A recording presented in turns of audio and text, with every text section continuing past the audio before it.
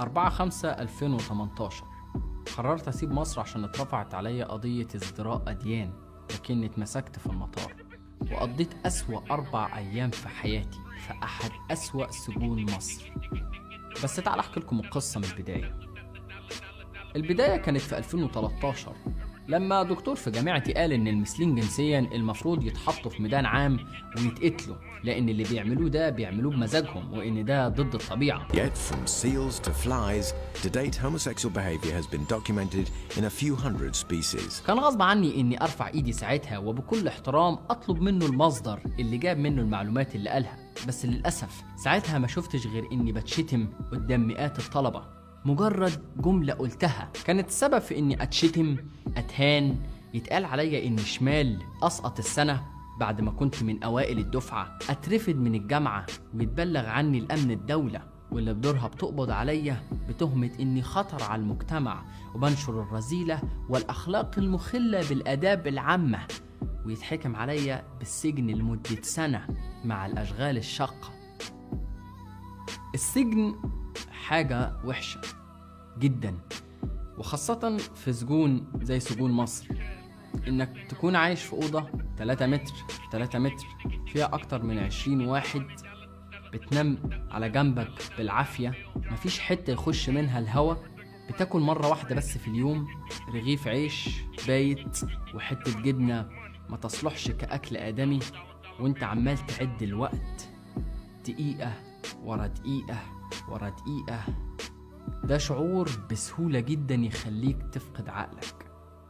بس عارف، رغم كل اللي حصل لي ده إلا إني ما كنتش قادر ألوم أي حد. تخيل معايا إنك اتولدت في مكان معين، ومن لحظة ما اتولدت في المكان دوت وانت عمالة تتردد حواليك عبارات وأفكار وجمل معينة، في البيت، في المدرسة، في التلفزيون، في الشارع، في حرفيا كل مكان تروحه. انت غصب عنك هتصدق الأفكار ديت، لأنها بمرور الوقت هتكون هويتك، وبدونها انت فعلا هتحس ان حياتك ملهاش معنى. مش منطقي ان انسان يتولد في بيئة غلط على افكار غلط ويعرف لوحده كده ان دي افكار غلط، الا لو كان في عامل مؤثر، حاجة معينة سمعتها، حاجة معينة شفتها، خلتك تشوف حاجات الناس اللي حواليك دول كلهم مش شايفينها. ودي بقت الحاجة اللي نفسي أكون عليها من ساعة ما اتحبست، إني أكون عامل مؤثر، شيء يخلي الناس يسمعوا اللي ممنوع يسمعوه ويعرفوا اللي بيتحرم عليهم يعرفوه. بس أنا لا هجبر حد إنه يسمعني ولا أخوف حد بنار لو ما سمعنيش. أنا كل اللي هعمله هو إني هتكلم بس، لأن الفكرة لو صادقة عمرها ما هتحتاج لا الترغيب ولا الترهيب عشان حد يقتنع بيها. أما الكفار فإنهم يربطون بالسلاسل ثم يجرون على وجوههم إلى أين؟ إلى جهنم. بعد ما خرجت من السجن اشتريت كاميرا ومايك وقررت إني أعمل أول فيديو، وكان بيتكلم عن المثلية الجنسية، نفس الموضوع اللي اتسجنت بسببه. وبالرغم من إني أكيد وصل لي الشتايم كتير، إلا إني فهمت حاجة مهمة جدا من الفيديو دوت، وهو إن قد إيه علاج التعصب وقلة العلم في الناس اللي حوالينا للأسف ده شيء علاجه سهل. كل المطلوب بس هو إنك تسيب الناس تتكلم عشان غيرهم يجيله فرصة يسمع. سيب الناس تتكلم بحرية وما تمنعش حد من إنه يسمع، وتفرج على التغيير اللي هيحصل على المجتمع. If you're in favor of freedom of speech, that means you're in favor of freedom of speech precisely for views you despise. Otherwise, you're not in favor of freedom of speech. 4 فيديوهات، ده كل اللي تطلبه الأمر عشان أغير المكان اللي كنت قاعد فيه.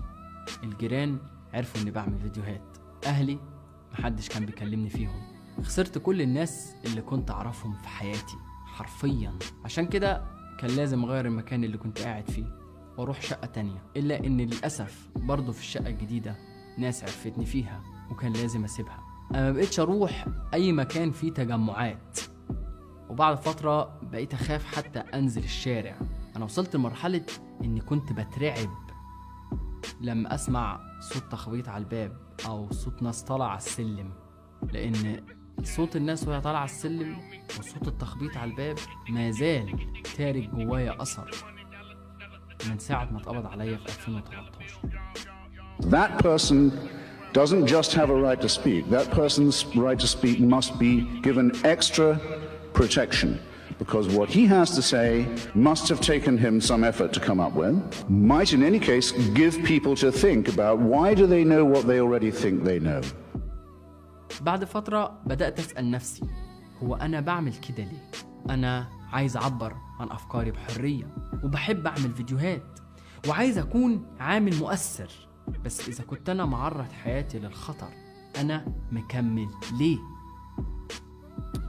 عشان بأحدث تغيير.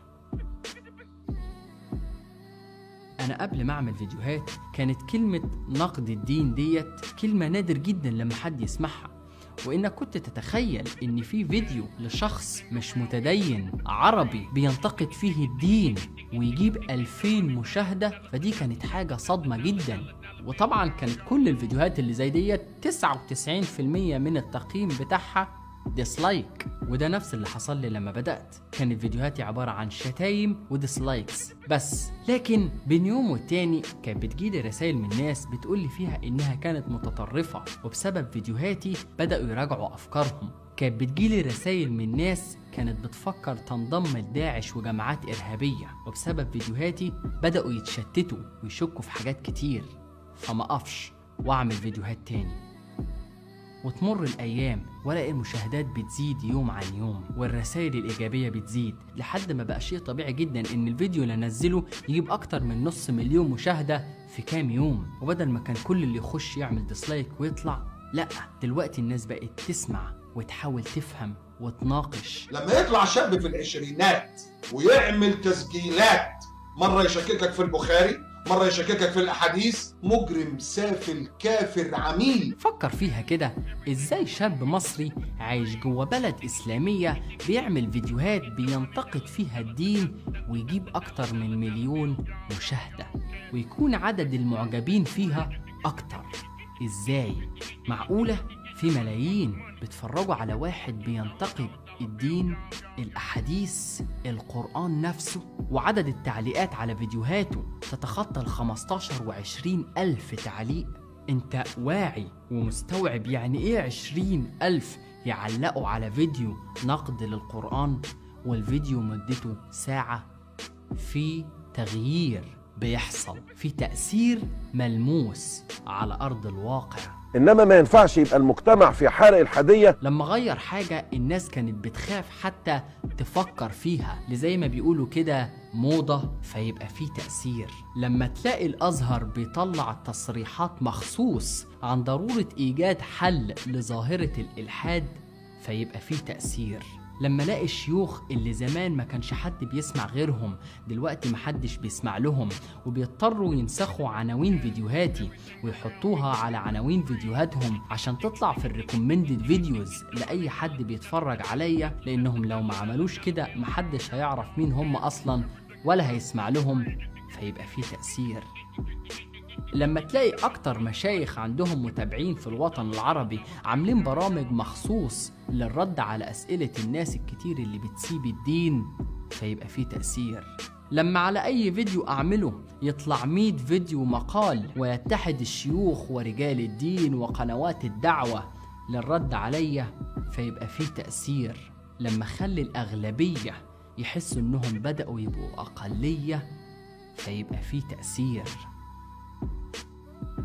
حتى لو انت اختلفت معايا يا صاحبي، لكن ما تقدرش تنكر اني بينتلك قد ايه المنظومة ديت هشة وضعيفة جدا، قد ايه المنظومة ديت مش مستمرة لحد دلوقتي الا عن طريق التخويف والترهيب لأي حد ينتقدها. المنظومة ديت غذائها النفاق، محدش مهتم انت من جواك عامل ازاي. اهم حاجة ان لو افكارك اللي جواك جت في يوم اختلفت عن افكار المجتمع، خليها لنفسك، لان محدش عايز المجتمع يبقى صادق من جواه، احنا بس عايزين من بره نبان عددنا كبير. النهاردة لما يقبع في السجون اصحاب الرأي واصحاب الرؤى والافكار، فاحنا فعلا في استشكالية غريبة وعجيبة، اي عبث. صدقني المنظومة ديت اصبحت هشة جدا لدرجة انها لو تخلت عن الاضطهاد اللي بتمارسه ضد اي حد ينتقدها هتقع.